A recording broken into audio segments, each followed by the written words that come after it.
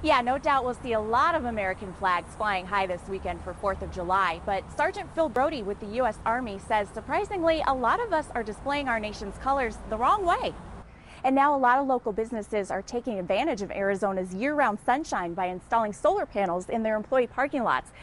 Yeah, it's a very somber mood out here at Camelback High School as students and teachers and parents react to the loss of 2 sophomores in a rollover accident on Friday that killed 2 students and injured 8 others just as the first week of the school year was ending. Yeah, Patty, we didn't have to travel too far for this story, that's for sure. We're right outside of our own visitors parking lot right in front of the station because 3TV is host to the Republican Senate debate tonight.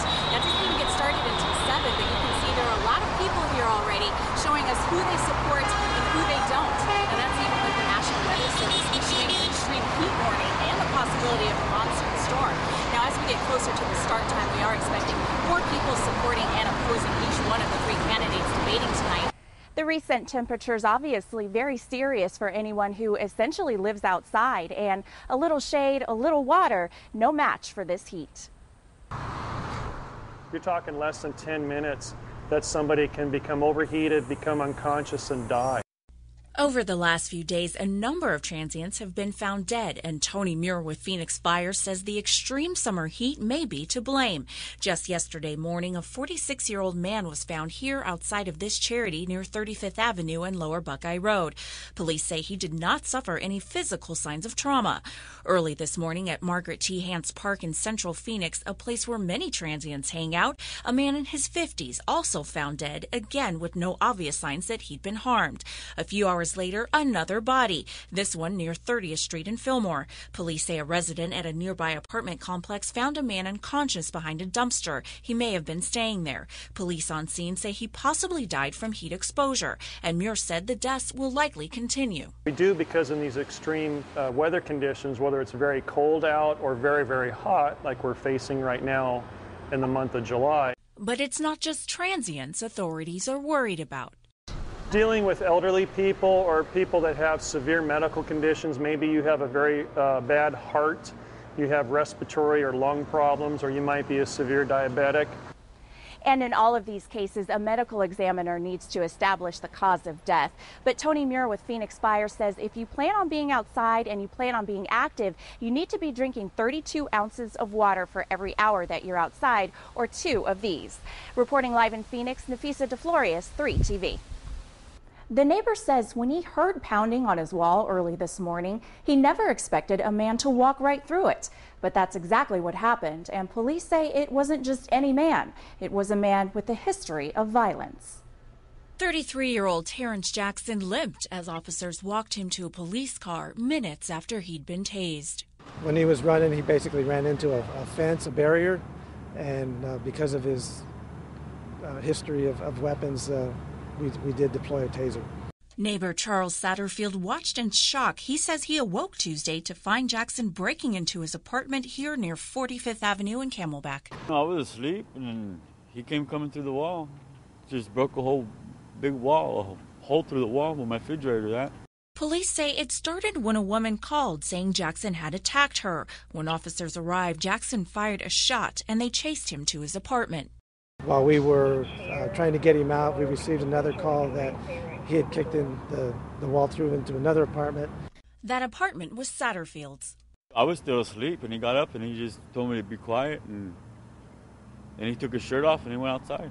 That's when police tased him, a man officers say they know well. His name has popped up as being a problem in the area on numerous occasions, yes. Police say the suspect also had a warrant in California and has been charged with assault before. As for this case, no one was injured except for the suspect himself, who had scratches and bruises, presumably from busting through the wall.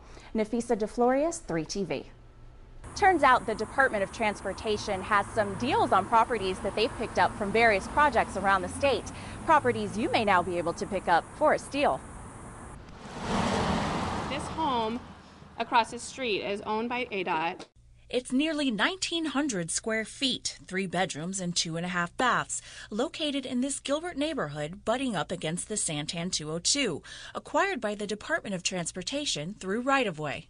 I know that they ripped about 4 or 5 houses down originally when These were all models over here so that they could build the freeway behind us. This Gilbert home is for sale because the project is complete, and it turns out ADOT didn't need this property after all. Meantime, ADOT has other homes around the valley for rent. Either part of land that ADOT may use for a future freeway, or it was property that ADOT that is left over after a freeway is constructed. ADOT is currently renting out 16 homes around the valley and right now has this one in Ahwatukee available for rent, where we've done some advanced acquisitions for the South Mountain Freeway, even though it's not yet an approved freeway and ready for construction. While there aren't many residential properties for rent or to own, there are more than 40 pieces of commercial property for sale. We'd love to sell a lot of these parcels, and ultimately that is a win for the taxpayers because any of the money that's made there can be reinvested into freeways or highways here in Arizona. And again, that list of properties is changing all the time, so you'll want to check ADOT's website frequently, and we've provided a link to that website at azfamily.com. Both Michael Sauls and his wife have siblings that were killed by hit-and-run drivers. Tonight, Michael tells us about the hit-and-run accident that left him in the hospital, hoping someone can help police find the driver. Everybody tells me after seeing the bike and, you know, hearing about the accident, how fast I was going and the impact, they're surprised that I even survived. Michael Sauls was on his motorcycle heading north on Ellsworth, crossing Empire in the Santan Valley last Friday night when a car failed to yield, turning left right in front of him.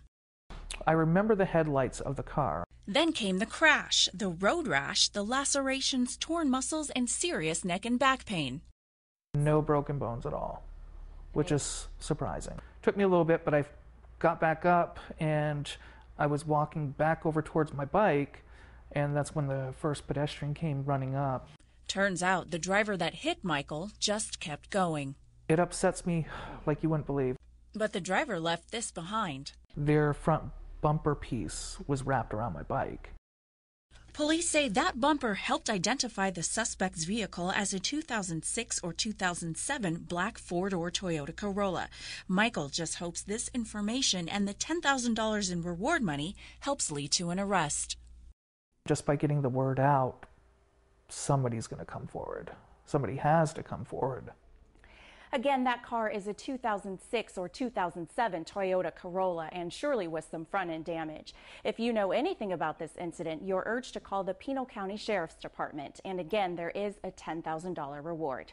Nafeesa DeFlorias, 3TV.